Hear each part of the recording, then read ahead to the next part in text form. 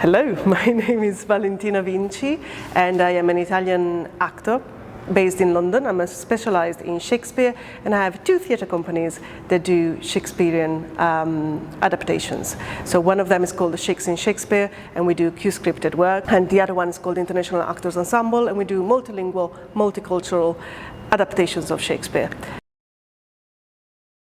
So I don't really recall how I first heard, like the first time that I heard about William Shakespeare. It almost feels like it's always been there. But if I had to guess, I would think that probably at the theatre as a child.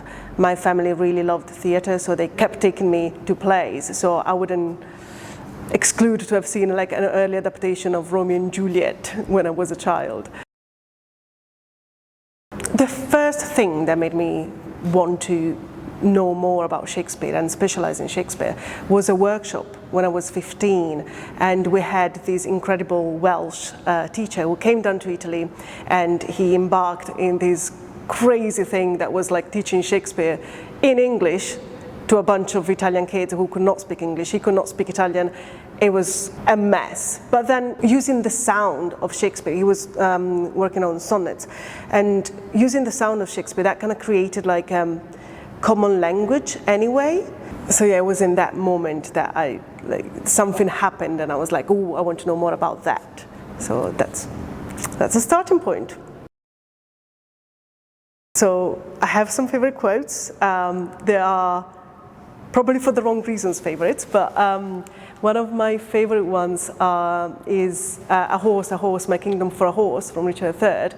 And not because I particularly love horses, but because I work from cue scripts a lot. And if you only have your lines and your cue, so the couple of words before your line, in that case, your cue will be a horse. So as soon as it says the first a horse, you want to go like, my lord, this way. But obviously he's still talking, he's repeating himself. So I love that one, because like every time you play the servant, you're just going like, this way, my lord, that way. It's so good. So that is the joy of repeated cues.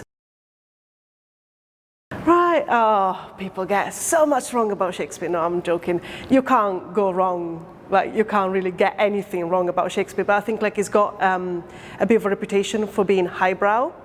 And especially when you study at school, because they can't really stress all of the double entendres that are going on, all the dirty jokes that are there, then you kind of like, you leave school with this idea that like Shakespeare is all like highbrow, it's like universal problems, it's all big and like away, like very far away from you. But actually, if you go back to the text now, I promise you, it's not highbrow humor, it's not highbrow, even like the flourished way of speech. Yes, it's there, but as soon as you get a key into it, then you'll see that there's nothing highbrow about Shakespeare. So, I mean, Shakespeare gets done a lot, especially now. And I don't think it is a coincidence. I think what it is that like a lot of the themes that Shakespeare has worked on are universal to being a human being. Themes like betrayal, themes like even like race discussions. Yes, some of it is dated, some of it needs addressing when you're doing it in a modern setting or in the modern world. But a lot of what he talks about, it's very human and recognizable in ourselves.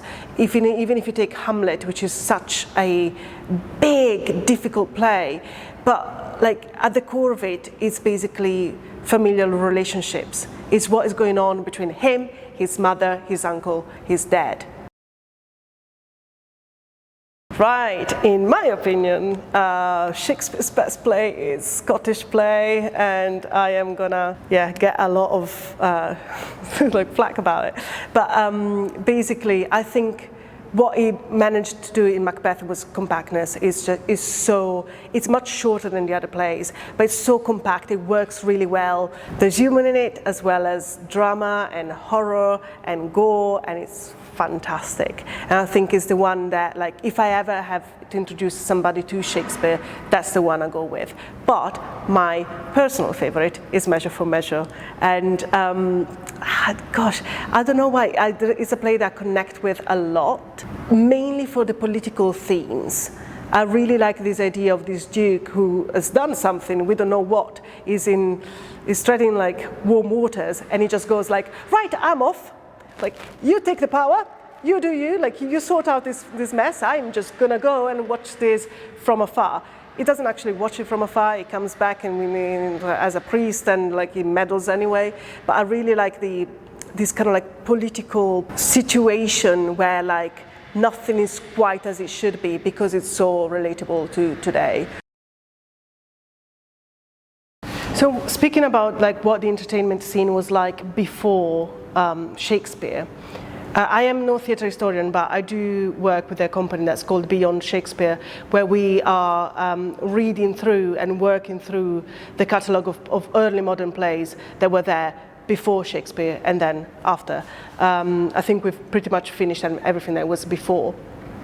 And like as an Italian, I've always had this idea that like there were commended art troops starting off in Italy, traveling around Europe, and of course with their Gramlo, the women on stage, and were the disreputable part of the entertainment over there. And then I know, and most people know, there were like mystery plays over there talking about religion. That were done every year around like the most like important religion festivities. But then like we kind of forget that there was a theatre scene as well. There were playwrights before Shakespeare that were, and during Shakespeare's life, that were writing about the same themes, very often about the same stories as well.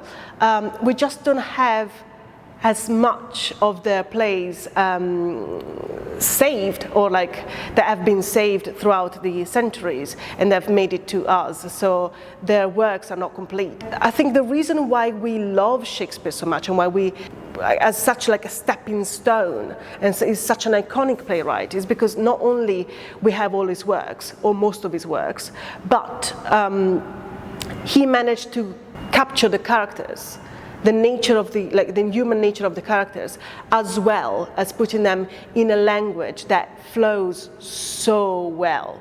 And unfortunately, with other playwrights, that doesn't always happen, or is not as consistent, or from what we have is not as consistent. But there was definitely a scene there before and during Shakespeare's life, and it's nice to, if you can get there, you can read the plays, you can see them, hopefully, on stage. It's nice to see that it was not like an isolated playwright just going like, oh, I'm doing this and this is what I do and I'm the best at it. No, like there were rivalries there were people like co-writing with him, and there were people like spurring him on to make him as, you know, like better and better every day, every play. Oh, the soliloquies. Oh, I absolutely love them. I find that like it's such a joy to be able to connect with the audience that way and let know the audience what your character is thinking there in the moment. And because I have worked at Shakespeare's Globe, and so in direct light, which is a bit like shared light with direct address, sorry, is that connection that you have with the audience and with like individual people in the audience. It's amazing, and soliloquies work very well for that. My favorites are all from Hamlet at the moment, but I think this might be a good moment for this. Let's see. Oh, what a rogue and peasant slave am I. Is it not monstrous that this player here, but in a fiction, in a dream of passion, could force his soul so to his own conceit that under her workings all his visage warmed, tears in his eyes, distraction in his aspect, a broken voice, and all his functions suiting with forms to his own conceit, and all for nothing. For Hecuba. What's Hecuba to him or he to Hecuba that he should weep for her? What would he do? Had he the motive and the cue for passion that I have? He would drown the stage with tears. and cleave the general ear with horrid speech, make mad the guilty, and appal the free, confound the ignorant, and amaze indeed the very faculty of eyes and ears. Yet I, a dull and mettled rascal, speak like Jonathan unpregnant of my cause, and can say nothing.